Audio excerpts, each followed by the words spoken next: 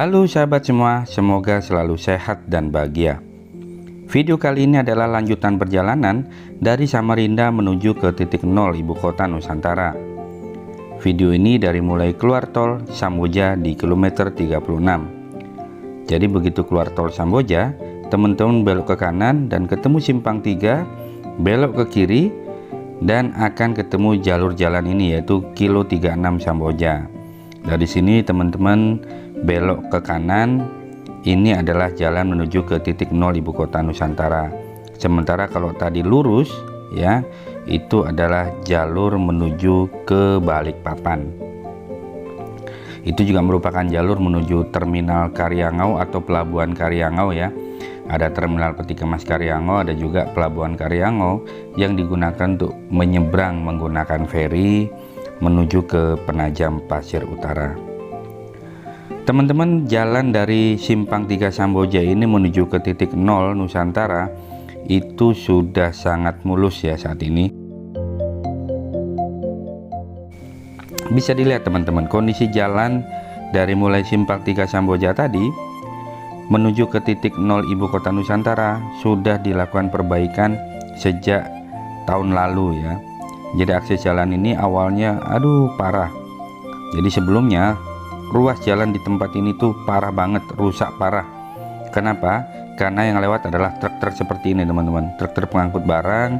Mereka pengen hemat, tidak mau lewat feri penyeberangan karena harus bayar ya kalau naik kapal feri penyeberangan. Sementara kalau lewat jalur ini gratis. Nah, yang lewat truk-truk, sementara kondisi jalannya adalah jalan tanah. Nah, akibatnya kondisi ruas jalan ini dulunya itu rusak parah. Sehingga kalau mobil-mobil kecil, mobil-mobil keluarga gitu ya, jarang yang mau lewat sini. Karena kondisi jalan di ruas jalan ini mengalami rusak parah. Tapi semenjak Kalimantan Timur ditetapkan menjadi ibu kota negara baru, terutama di kawasan Sepaku ini, maka ruas jalan di kawasan ini betul-betul diperhatikan oleh pemerintah pusat. Ruas jalan ini menjadi ruas jalan nasional, bisa dilihat ada garis kuning ya yang memanjang di jalan ini adalah membuktikan ini merupakan jalan nasional yang dibiayai oleh APBN atau Anggaran Pendapatan Belanja Negara. Kawasan ini adalah kawasan Bukit Suharto teman-teman, sehingga jangan heran kalau di kiri kanan itu masih banyak hutan belantara. Soal hutan ini statusnya milik siapa ya, jadi apakah milik pemerintah atau apa, ini benar-benar kurang tahu nih ya. Saya harus carikan datanya dulu nih. Harus kulik-kulik dulu ya, karena sebagian memang hutan rakyat atau taman hutan raya ya, sebagian taman hutan raya atau hutan lindung, tapi sebagian juga ada yang hutan HPH ya, hak pengelolaan hutan. Terus ada juga yang HTI ya, hutan tanaman industri. Jadi ada banyak sekali ya status-status hutan di kawasan ini. Mudah-mudahan ada teman-teman yang paham tentang status hutan di kawasan ini, boleh dong dibantu tuliskan di kolom komentar di menit keberapa, detik keberapa ini statusnya hutan apa dan hutan apa. Bener nih, saya juga perlu dapat tambahan. Nah, ini teman-teman tadi ada pintu gerbang ya, ada gerbang di kiri kanan tadi. Jadi kita mulai memasuki wilayah Penajam Pasir Utara. Sebelumnya tadi adalah wilayah Samboja. Nah, Samboja itu masuk wilayah Kabupaten Kutai Kartanegara. Sementara begitu gerbang tadi kita lewati, berarti kita memulai memasuki wilayah milik Penajam Pasir Utara atau Kabupaten PPU ya. Kabupaten PPU ini teman-teman sebelumnya masuk dalam wilayah Kabupaten Pasir, kemudian dimekarkan menjadi Kabupaten Penajam Pasir Utara. Bisa dilihat teman-teman di sebelah kiri ini adalah ada tempat wisata Bukit Bengkirai, itu ada gapuranya ya. Itu adalah wisata Bukit Bengkirai. Jadi ada tempat wisata hutan. Masuk ke dalam masih cukup jauh teman-teman, sekitar 7 kilo lagi harus masuk ke dalam. Dan di dalam itu ada tempat wisata Canopy Bridge ya, ada jembatan kayu yang menghubungkan kayu satu dengan kayu lain dengan tali gitu. Dan itu kayunya tinggi banget. Nah, ini bule-bule atau wisatawan asing atau para peneliti hutan tropis seneng banget tuh kalau diajak wisata ke wisata Bukit Pengkirai. Nanti kapan-kapan ya saya coba masuk ke dalamnya, saya lihatkan kondisi terbaru dengan video terbaru. Ya, ini karena saya sedang membawa tamu ke ibu kota Nusantara, ke titik nol, dan waktunya nggak cukup ya kalau harus ke Bukit Pengkirai. Jadi kapan-kapan deh saya ke sini lagi, saya akan ngetrip lagi ke sini dan memperlihatkan kondisi di Bukit Pengkirai. Kalau perlu nginap deh, kayaknya nginap di situ keren banget tuh ya, karena ada beberapa teman yang sudah nginap di sana. Tapi kalau nginap sendiri ya boleh juga sih, kapan-kapan kalau memang dibutuhkan harus deh nginep sendiri gitu ya. Tapi harus tetap ada yang ini ya, apa namanya, perbekalannya harus ada gitu ya. Ini tengah hutan sendirian kayaknya agak-agak lumayan juga ya, uji nyali juga tuh ya. Teman-teman semua, di kawasan Penajam Pasir Utara ini, di Kabupaten Penajam Pasir Utara ini sebagian besar juga merupakan penduduk pendatang dari transmigrasi ya, transmigran asal Jawa. Jadi ada transmigran dari Pulau Jawa, baik itu Jawa Barat, Jawa Tengah ya, yang membuka kawasan Penajam Pasir Utara ini. Jadi jangan heran kalau di kawasan ini banyak penduduk dari Pulau Jawa ya. Keberadaan penduduk Pulau Jawa ini yang pindah ke kawasan IKN ini terjadi karena program transmigrasi dulu ya, di era masa pemerintahan Bapak Presiden Soeharto. Karena itu jangan heran juga kalau ada bukit yang kita lewati tadi namanya Bukit Soeharto ya, hutan lindung Bukit Soeharto. Yang menamakan siapa, nah ini juga harus cari tahu dulu nih, apa Pak Harto sendiri yang minta namanya dinamai Bukit Soeharto, atau memang zaman dulu harus dinamai Bukit Soeharto gitu kali ya. Nggak tahu lah ya. Ya sudah lah, pokoknya itu namanya Bukit Soeharto aja ya, terima nggak terima pokoknya itu Bukit Soeharto gitu ya. Nah, di kawasan ini banyak sekali kawasan pertanian ya. Karena itu dulu di sini banyak transmigran dari Pulau Jawa seperti saya sampaikan tadi, dan itu bisa dilihat dari nama-nama desa yang ada di kawasan ini juga rata-rata desanya itu juga mengadopsi nama-nama desa yang ada di Pulau Jawa, teman-teman.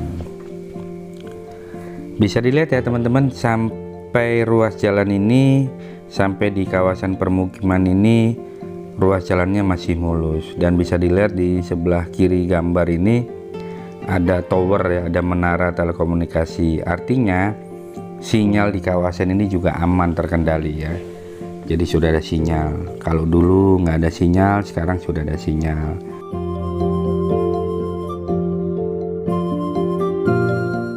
Selain kawasan pertanian ya, kawasan ini juga mulai banyak ditanami dengan kelapa sawit.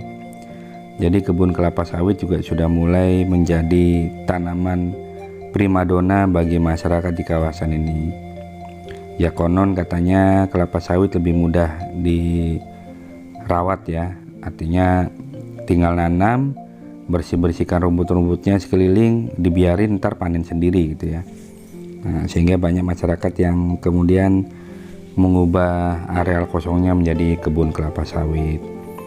Cuma ya karena kadang-kadang harga kelapa sawitnya ini nih yang ya dipermainkan, nggak tahu ya siapa yang mainkan ya. Pokoknya giliran petani harusnya panen besar, harga sawitnya tidak mahal ya, nggak mahal, dijual yang nggak mahal. Akhirnya ya harusnya banyak dapat rezeki, kasihan petaninya ya, jadi kurang maksimal.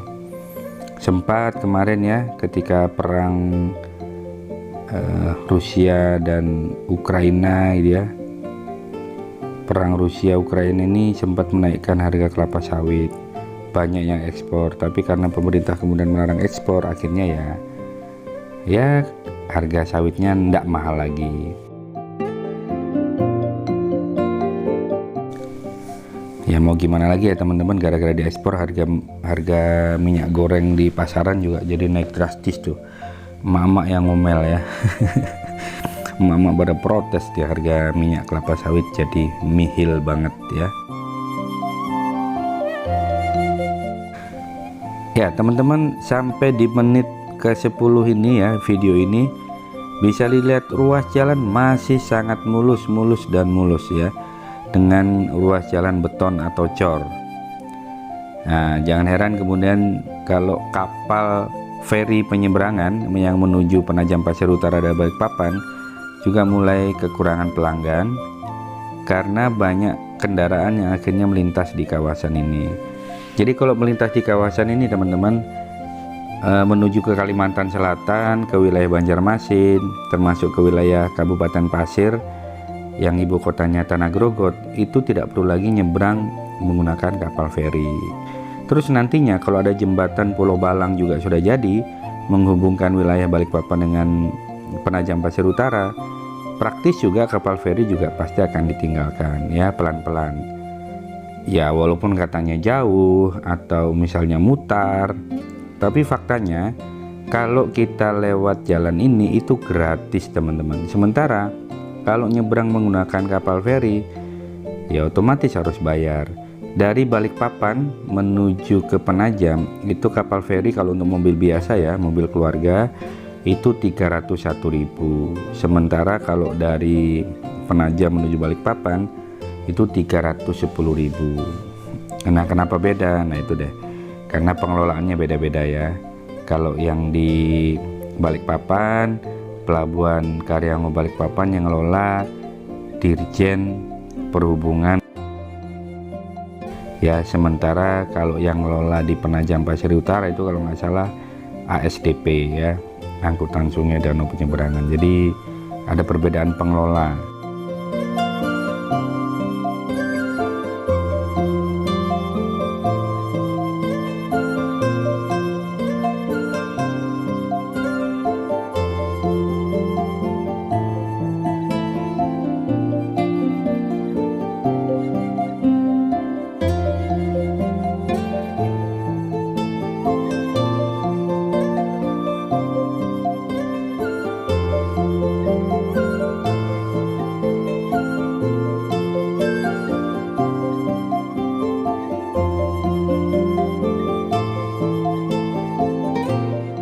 Ya bagi teman-teman yang mengikuti perjalanan ini kemudian merasa oh kok kepanjangan banget, ya nggak apa-apa, monggo di skip saja. Paling tidak video ini menunjukkan bahwa teman-teman bisa melihat detail kondisi ruas jalan menuju ke ibu kota Nusantara. Ini juga sekaligus untuk menjawab protesnya teman-teman yang lain ya, yang biasa nonton video dari channel ini. Kadang-kadang kalau durasinya hanya berapa menit saya suka diprotes ya, bang dikit banget sih bang videonya, pendek banget sih videonya. Ya udah nih langsung dikasih durasi video yang lumayan nih ya, hampir 40 menit. Nggak boleh protes lagi ya, ntar ada yang protes lagi nih, kepanjangan bang. Ya udah kalau kepanjangan monggo di skip saja, dicepetin. Yang jelas teman-teman bisa ngelihat ini kondisi jalannya seperti ini. Ini pun sudah dipotong-potong ya, sudah dibagi-bagi menjadi beberapa bagian ya. Paling tidak sudah dibagi menjadi 2 bagian. Yang tadinya tol dari Samarinda menuju Samboja, kemudian dari Samboja menuju ke titik 0 ibu kota Nusantara ya. Kalau dianggap kepanjangan ya udah di skip aja. Nggak apa-apa kok ya. Tapi kalau yang hobinya jalan-jalan, pengen melihat suasana, terus bisa merasakan sensasi ikut jalan-jalan virtual melalui channel ini ya alhamdulillah ya. Yang jelas teman-teman, kondisi ruas jalan ini sudah lagi-lagi sudah sangat mulus ya, bisa dilihat ya, sangat mulus. Karena itu teman-teman harus berhati-hati, jangan-jangan gara-gara terus mulus langsung tancap gas.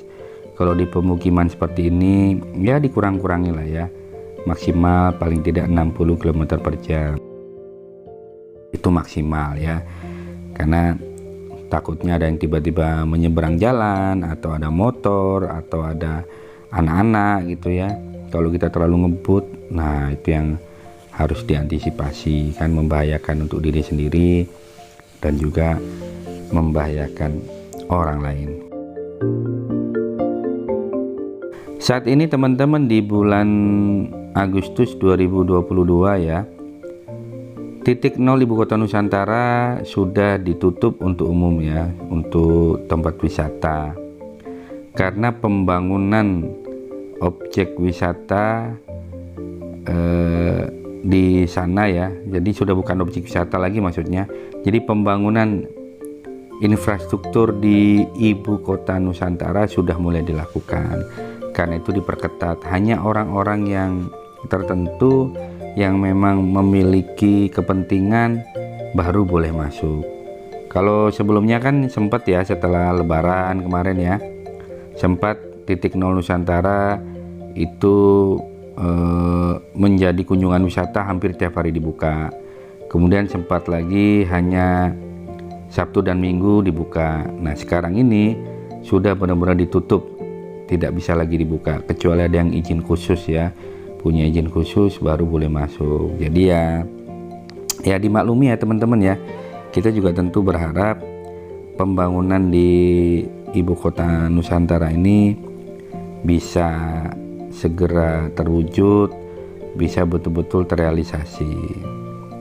Saya memang sering ya teman-teman, kalau kita lagi ke Pulau Jawa atau lagi ada pertemuan-pertemuan suka ditanya gitu, Bang, IKN jadi nggak sih dibangun gitu ya.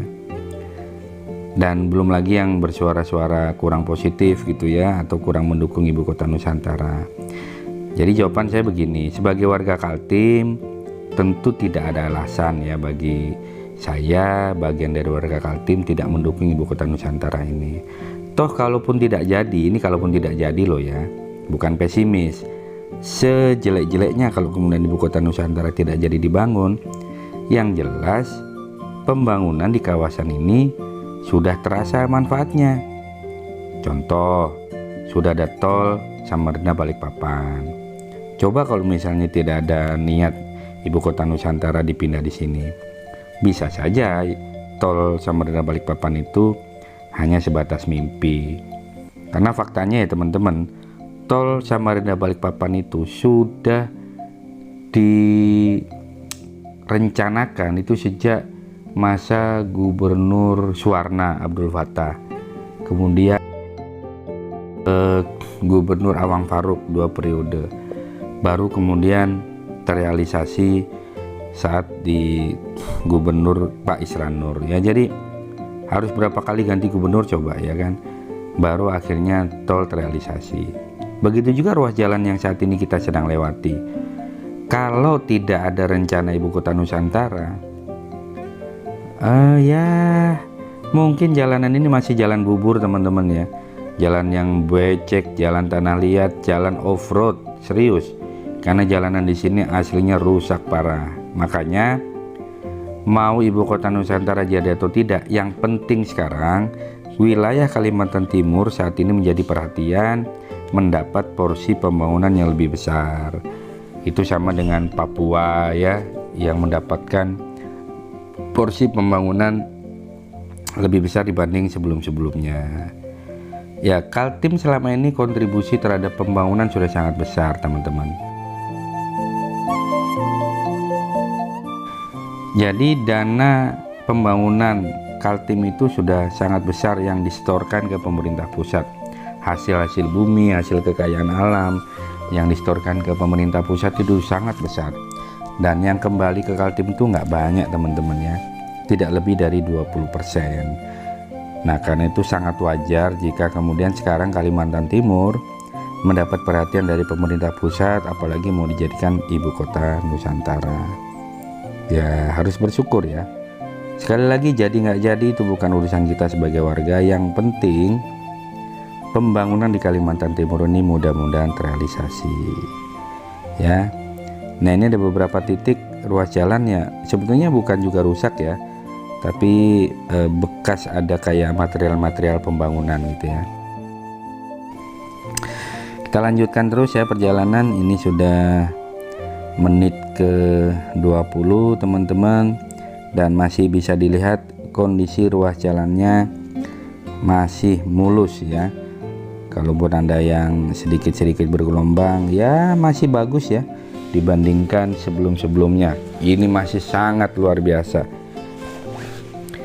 Seandainya saya menyimpan file gitu ya, atau video ketika jalan masih rusak, itu bisa dibandingkan. Ini sayangnya harus bongkar-bongkar file lagi nih teman-teman ya, bongkar-bongkar filenya lagi nih, dan mudah-mudahan ada. Ini karena dulu waktu saya merekam kondisi jalannya rusak itu, dia menggunakan handycam. Handycam itu pakai pita ya, pakai kaset. Nah sementara kondisi kasetnya sekarang itu udah banyak yang kena jamur teman-teman. Nah sayang banget ya, nggak bisa terselamatkan. Andaikan bisa terselamatkan, mudah-mudahan nanti bisa kita upload ya. Ya mudah-mudahan ya, sekali lagi nih, mudah-mudahan bisa kita munculkan nanti teman-teman.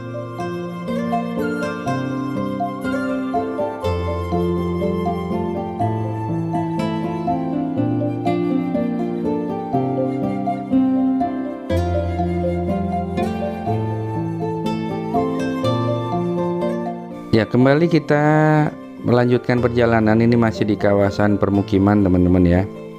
Jadi dari mulai Samboja tadi kita melewati beberapa kampung ya, atau desa. Jadi dari mulai desa Semoy ya, Semoy 1, 2, 3 gitu ya. Kemudian desa Sepaku nanti yang akan kita tuju.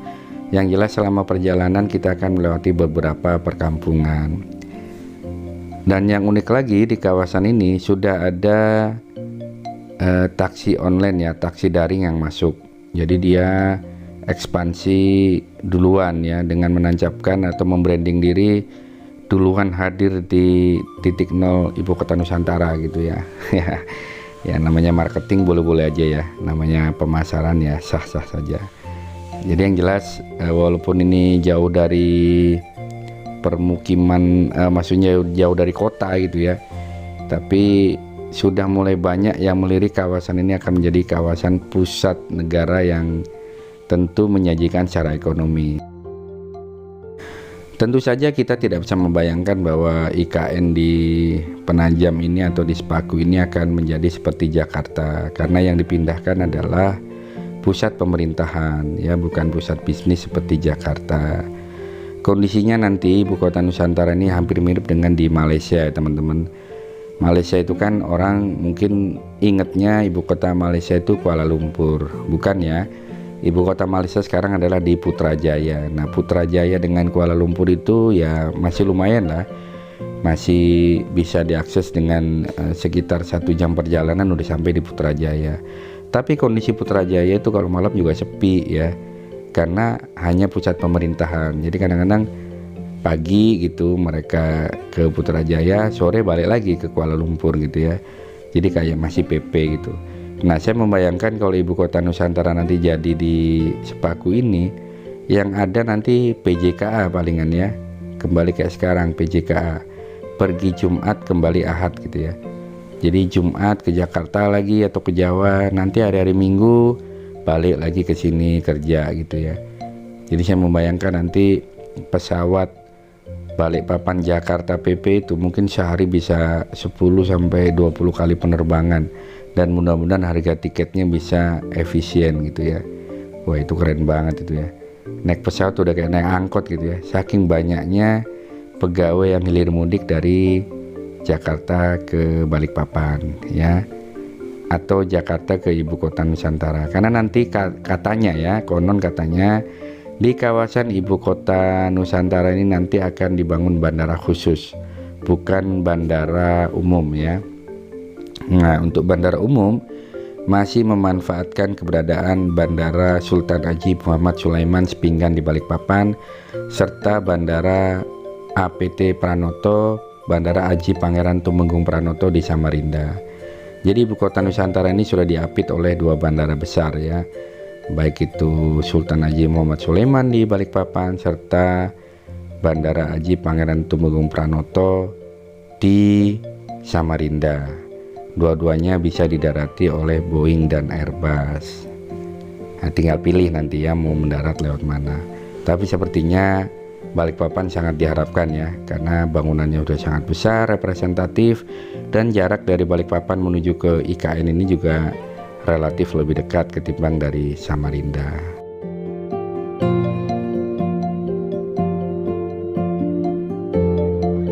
Nah teman-teman nanti akan ketemu dengan tikungan seperti ini ya. Maka dari arah Samboja belok ke kiri ya. Kalau terus tadi ada jalan kecil itu hanya ke perkampungan ya, masuk ke perkampungan. Ikuti saja jalan besar. Jadi dari Samboja pokoknya ikuti terus jalan yang lebih besar ya. Jangan masuk ke jalan-jalan kampung ya. Ada sih kayaknya jalan kampung yang belok kiri tadi ya. Terus kemudian tembus lagi. Nah, cuman ya tidak direkomendasikan deh.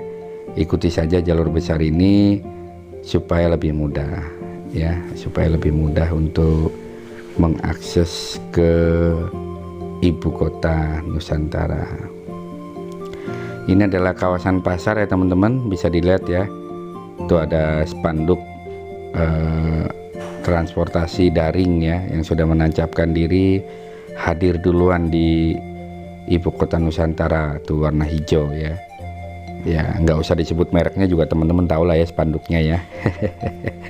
Nanti dikira saya ngendorse lagi, enggak lah ya. Ya ini hanya menunjukkan atau menginformasikan fakta saja. Maksudnya apa? Walaupun yang pindah adalah pusat pemerintahan, tapi nyatanya secara bisnis, secara ekonomi juga tetap dilirik oleh investor masuk ke ibu kota Nusantara. Dan faktanya lagi memang harga tanah di kawasan ini sudah tidak murah lagi ya. Sudah makin banyak yang pengen membeli tanah di kawasan ini. Walaupun pemerintah sering mengatakan akan melarang jual beli dan sebagainya, tapi faktanya namanya masyarakat butuh uang gitu ya. Ada yang mencari peluang ya, tetap saja ada yang melakukan jual beli tanah ya di kawasan ini. Ada yang nanya nih ke saya, Abang sudah ada belum tanahnya di IKN? Nah belum ada ya. Belum tahu juga mau ngapain gitu ya. Kami di Samarinda aja udah cukup lah ya. Kita menjadi daerah penyangga ibu kota Nusantara. Kecuali kalau ada yang ayo bang carikan gitu ya, siap kita carikan ya. Jadi makelar dong ya. Enggak, yang jelas kita bantu lah ya. Kita bantu teman-teman yang mungkin butuh informasi, butuh menjadi penghubung, kami siap ya. Yang jelas jangan sampai mudah tergoda ya, tergoda termakan bujuk rayu, hati-hati ya. Kalau sudah kondisi seperti ini kadang-kadang banyak sekali itu yang nipu-nipu gitu ya, yang coba mencari kesempatan dalam kesempitan. Sempat dan sempit ya. Ya teman-teman lihat ya, sampai di menit ke 28 hampir ke 30 menit ini kondisi ruas jalan di kawasan ini lagi-lagi masih cukup mulus teman-teman ya, sangat mulus ya. Jadi artinya bagi teman-teman yang ingin ke titik 0 IKN atau paling tidak melintas di kawasan ini, nggak usah khawatir. Kondisi jalannya sudah sangat mulus ya. Walaupun tidak semulus pipi artis Korea gitu ya, tapi paling tidak sangat mulus dan tidak mengkhawatirkan bagi mobil apa saja, termasuk yang city car ya, termasuk mobil kecil. Silahkan melintas di kawasan ibu kota Nusantara ini ya, tidak usah khawatir, teman-teman pasti bisa melintasi jalan ini dengan baik ya.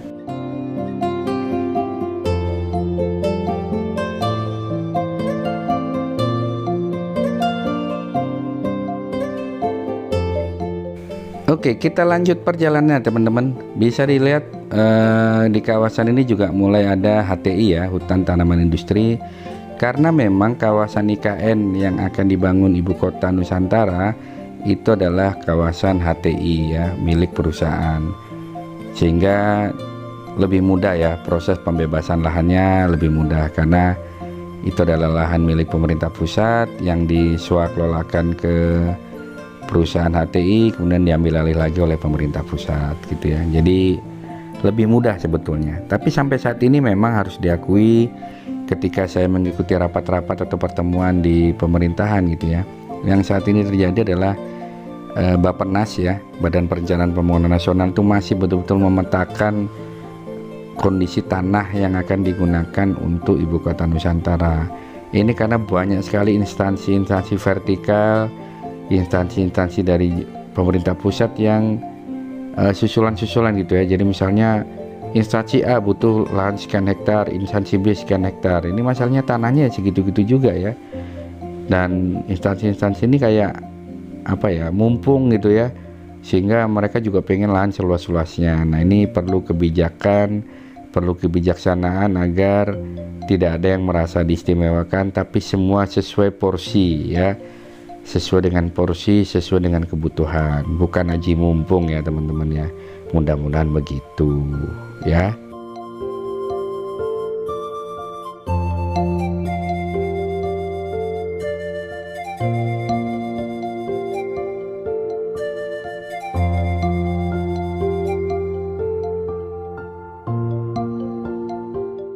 Ya, bisa dilihat ya tadi teman-teman, dalam perjalanan ini sudah ketemu dengan beberapa truk ya. Itu artinya banyak truk-truk yang sudah lewat jalur ini. Sekali lagi, tidak lewat lagi jalur Balikpapan, melintasi pelabuhan feri Karyangau yang tentu harus bayar. Truk ini nggak tahu ya, bayarnya pasti lebih mahal, sedangkan mobil biasa aja udah 300.000 ya. Tentu kalau truk bisa jauh lebih mahal untuk sekali melintas. Sementara kalau truk muatan kosong ya, nggak ada muatannya ya, kayaknya harus hitung-hitungan ya, rugi kalau naik kapal feri gitu. Soal waktu ya relatif, kalau jalanannya udah mulus kayak gini ya teman-teman, ya lebih cepat. Sementara saat ini feri di Penajam Pasir Utara menuju Balikpapan itu kondisinya juga sedang kurang lancar, karena dermaga di Penajam Pasir Utara salah satunya mengalami kerusakan, sehingga kapal feri penyeberangan itu harus antri. Yang biasanya kapal feri penyeberangan cukup 1 jam perjalanan dari Balikpapan ke Penajam atau sebaliknya, sekarang membutuhkan waktu 2 jam. Ini karena sengaja kapal memperlambat kecepatannya untuk antri di dermaga. Jadi ada penumpukan ya, kapal harus antri dan durasinya jadi lebih lama. Karena itu banyak masyarakat yang kemudian menggunakan kapal klotok atau kapal speedboat dari dermaga Kampung Baru Balikpapan menuju ke Penajam supaya efisien waktu. Karena terakhir saya juga melintasi jalur ini, ya itu tadi memerlukan waktu 2 jam untuk nyebrang dari Penajam ke Balikpapan. Ketimbang lama, teman-teman lebih baik lewat jalur ini ya. Jalurnya mulus ya, bisa dilihat ya, aman, terkendali ya.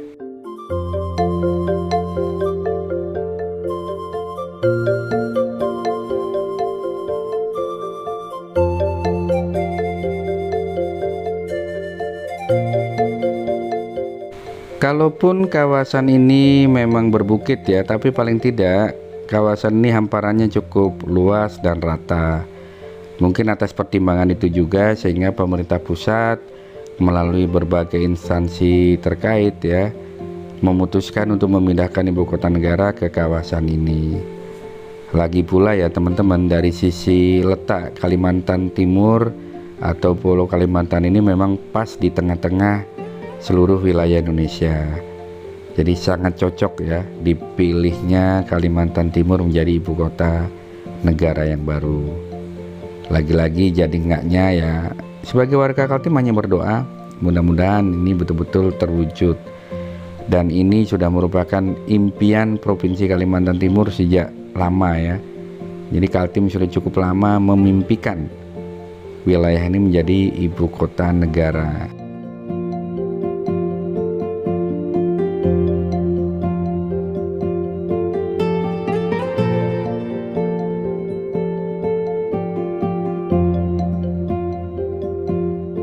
Nah baik teman-teman, sebentar lagi kita akan sampai nih ya di titik 0 Nusantara. Ini bisa dilihat kalau sudah ada kayu-kayu yang panjang ini ya, kayu-kayu panjang, kayu HTI yang menjulang tinggi di sebelah kanan jalan. Itu artinya kita sudah mulai dekat dengan kawasan titik nol Ibu Kota Nusantara. Sekali lagi, karena kawasan Ibu Kota Nusantara nanti itu adalah menempati areal HTI, hutan tanaman industri, ya. Sehingga kawasan ini sementara sambil dibangun, hutan tanamannya juga masih dimanfaatkan untuk diproduksi atau dipanen kalau yang siap panen, ya. Maka selain ada pembangunan IKN, kawasan ini juga ditutup untuk masyarakat karena aktivitas hutan tanaman industri juga masih berjalan. Akan terlihat kayu-kayu yang dipanen diangkut di truk gitu ya untuk dipanen. Nah, jadi memang harus aman ya, ketimbang membahayakan. Karena itu jangan heran kalau kemudian saat ini kawasan Ibu Kota Nusantara masih ditutup. Nah, bisa dilihat ya teman-teman, di atas sana itu adalah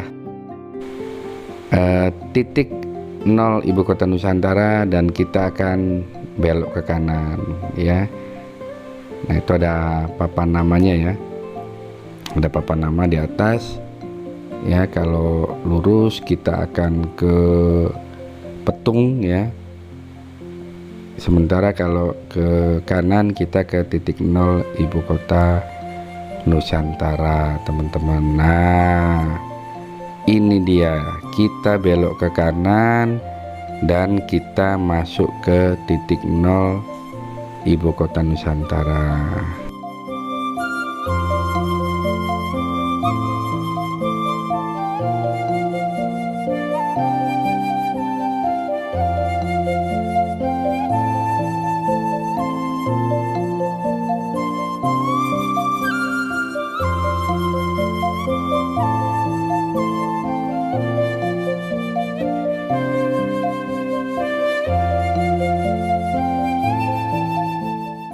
Oke, kita langsung masuk ya teman-teman.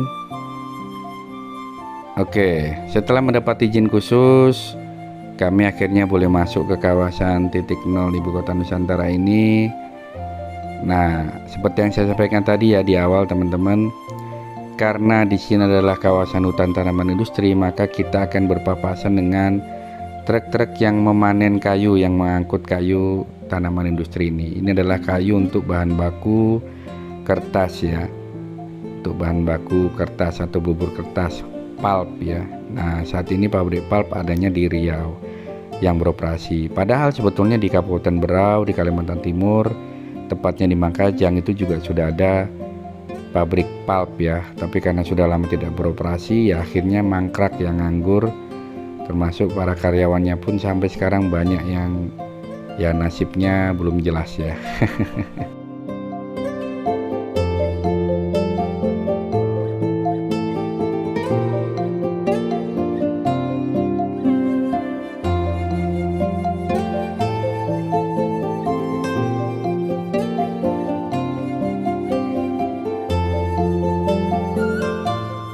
Oke, kita belok ke kiri ya teman-teman.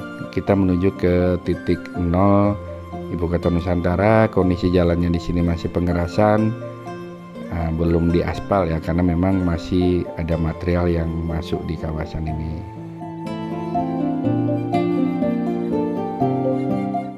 Bisa dilihat ya, dikelilingi hutan, dan akhirnya kita sampai di kawasan titik nol Nusantara. Demikian video kali ini, semoga bermanfaat. Untuk titik nol Nusantaranya silahkan dicek di video selanjutnya. Sampai jumpa, salam sehat dan bahagia.